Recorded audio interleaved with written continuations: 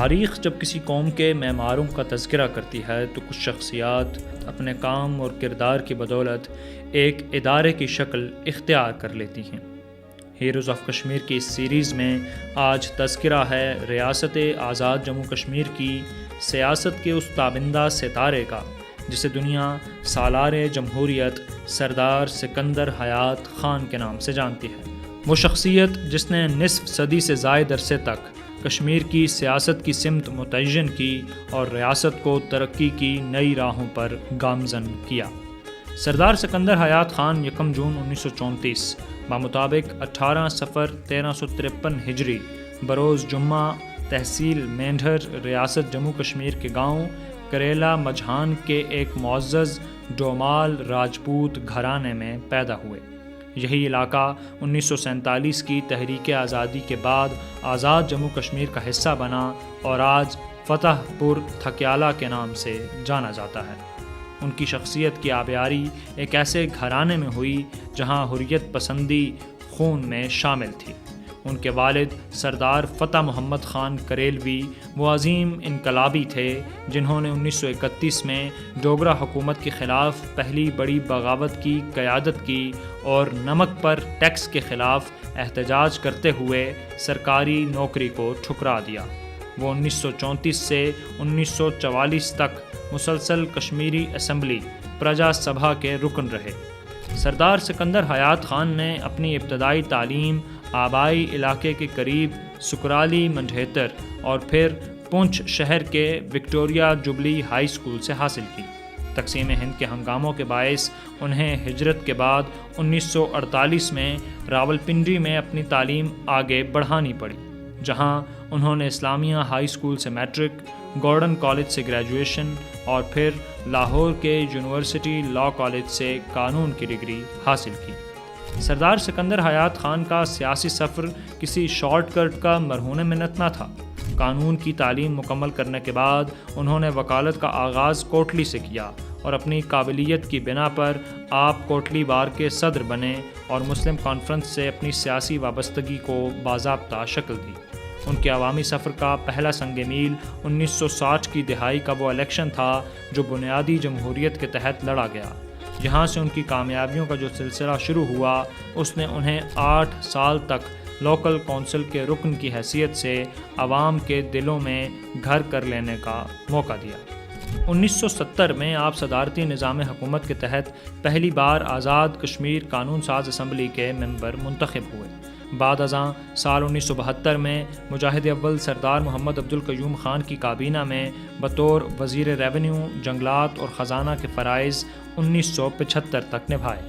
اس دوران انہیں ایک اہم اعزاز یہ حاصل ہوا کہ سال 1974 میں جب اسمبلی میں قادیانیوں کو غیر مسلم قرار دینے کی قرارداد پیش ہونی تھی تو وزیر قانون غیر موجود تھے۔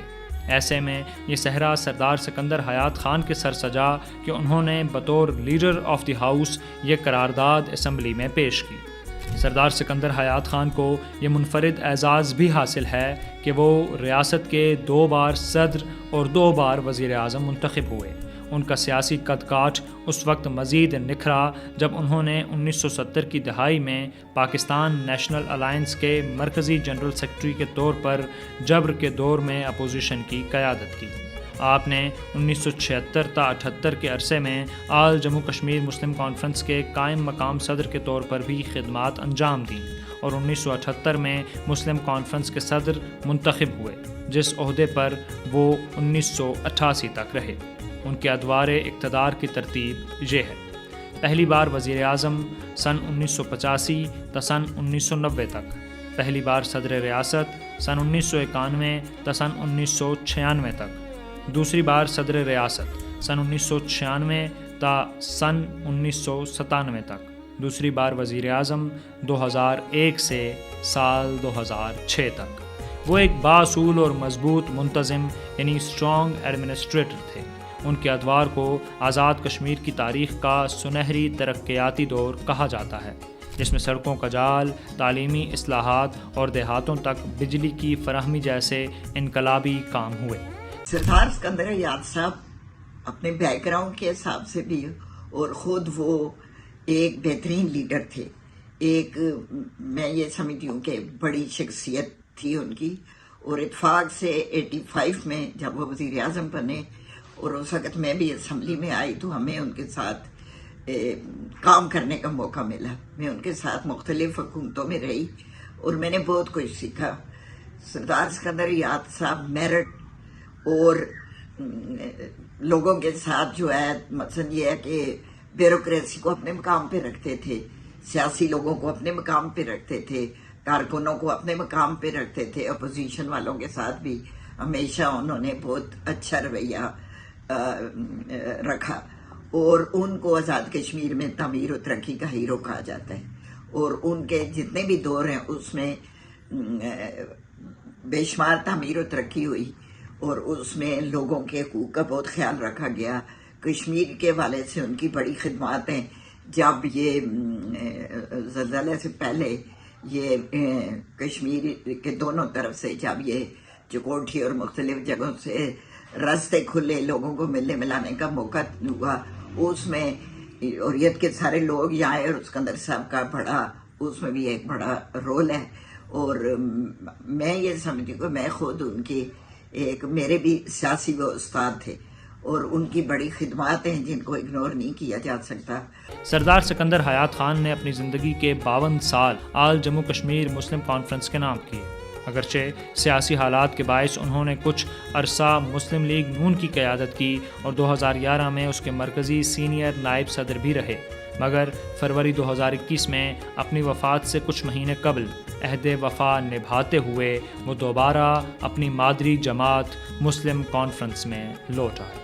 9 اکتوبر 2021 کو 87 برس کی عمر میں دل کی کمزوری اور ذیابیطس کے جان لیوا مرض کے باعث یہ آفتاب سیاست سینے میں درد اٹھنے کے بعد ہمیشہ کے لیے غروب ہو گیا. ان للہ و انا الیہ راجعون. ان کی وفات کوٹلی میں اپنی رہائش گاہ پر ہوئی. ان کے پسماندگان میں 2 بیٹے، 9 بیٹیاں اور 40 پوتے پوتیاں اور نواسے نواسیاں شامل ہیں. خاندانی ذرائع کے مطابق ان کے جنازے میں شریک 1 لاکھ سے زائد افراد ان کی عوامی مقبولیت کے سب سے بڑے گواہ تھے. ہیروز آف کشمیر کی اس قسط میں ہم خراج تحسین پیش کرتے ہیں سردار سکندر حیات خان کو، جو نہ صرف ایک سیاستدان تھے بلکہ کشمیریوں کے لیے ایک سیاسی درسگاہ بھی تھے. وہ آج ہم میں نہیں، مگر ان کی بصیرت اور ترقی کے منصوبے کشمیر کی تاریخ میں ہمیشہ زندہ رہیں گے.